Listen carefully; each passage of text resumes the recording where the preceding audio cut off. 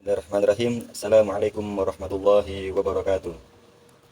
Kami dari kelompok 7 akan mempresentasikan makalah kami yang berjudul Prosedur Rancangan dan Strategi Pengelolaan Kelas. Yang pertama ada pengertian prosedur rancangan dan pengelolaan kelas. Pengertian prosedur pengelolaan kelas.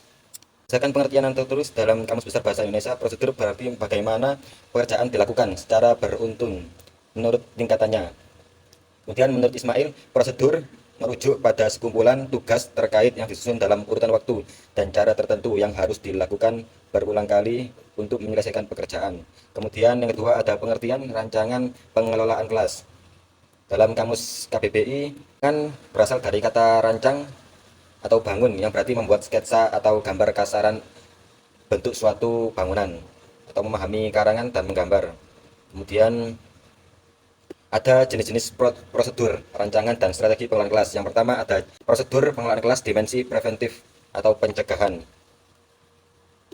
Yang pertama ada rasa memiliki kesadaran diri sebagai pendidik. Jadi kita sebagai pendidik harus memiliki kesadaran, kemudian meningkatkan kesadaran serta didik, kemudian bersikap tulus, mempelajari dan menemukan alternatif lain untuk mengelola. Jadi harus memiliki banyak opsi. Kemudian merancang sebuah kesepakatan bersama atau perjanjian sosial yang biasanya itu dinamakan kontrak belajar dalam kelas. Kemudian ada prosedur pengelolaan kelas dimensi kuratif atau penyembuhan. Yang pertama ada mencari tahu masalah secara spesifik, kemudian menelaah sumber masalah secara mendalam, ada menilai opsi-opsi yang ada dan melaksanakannya, kemudian melakukan pengawasan atau monitoring. Baik, terima kasih atas waktunya. Yaitu selanjutnya jenis-jenis rancangan prosedur pengelolaan kelas. Itu ada 5 ya. Yang pertama, hakikat dan pengelolaan kelas mencakup bahwa sebagai pendidik harus mengerti dan paham makna-makna serta prinsip dalam pengelolaan kelas. Kemudian yang kedua yaitu hakikat siswa. Maksudnya yaitu setiap siswa memiliki pandangan dan lingkungan yang bisa berpengaruh dalam sikap serta tingkah laku mereka. Kemudian yang ketiga yaitu pemahaman antara penyimpangan peserta didik dengan sebab akibatnya. Sebagai pendidik juga harus andil dalam memahami bentuk-bentuk masalah yang terjadi, sehingga harus diselidiki secara rinci agar mendapat alternatif pemecahan masalah yang sesuai. Yang keempat, berbagai bentuk pendekatan dalam pencegahan masalah. Pendidik juga harus paham macam-macam pendekatan yang dapat membantu dalam menangani berbagai bentuk masalah yang terjadi. Yang terakhir yaitu pendidik juga harus dapat membuat langkah-langkah dalam pengelolaan kelas karena sangat dibutuhkan karena keterampilan yang memadai. Kemudian selanjutnya yaitu penerapan strategi dalam pengelolaan kelas. Strategi dalam pengelolaan kelas yaitu ada 5. Yang pertama yaitu strategi pendidik dalam penyusunan perencanaan. Kemudian ada merancang strategi pembangunan kerjasama antar pendidik dan peserta didik.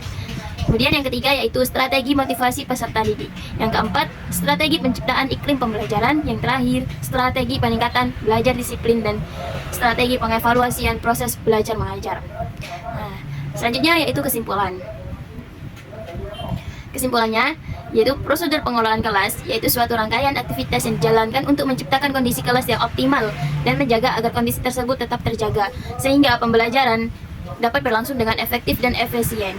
Rancangan pengelolaan kelas merupakan rangkaian aktivitas yang diorganisir dengan sistematis dan didasarkan pada pemikiran rasional, guna untuk menghasilkan serta menjaga situasi lingkungan yang ideal bagi proses belajar mengajar. Terdapat 2 jenis dimensi dalam prosedur pengelolaan kelas, yaitu dimensi preventif atau pencegahan dan dimensi kuratif atau penyembuhan. Strategi pengelolaan kelas bisa diimplementasikan dengan berbagai hal. Tujuan umum dari strategi ini yaitu mengembangkan kemampuan siswa dalam menggunakan media pembelajaran serta membantu siswa untuk memperoleh hasil belajar yang maksimal. Baik, cukup sekian dari kelompok 7. Apabila ada salah kata, mohon maaf yang sebesar-besarnya. Terima kasih. Wassalamualaikum warahmatullahi wabarakatuh.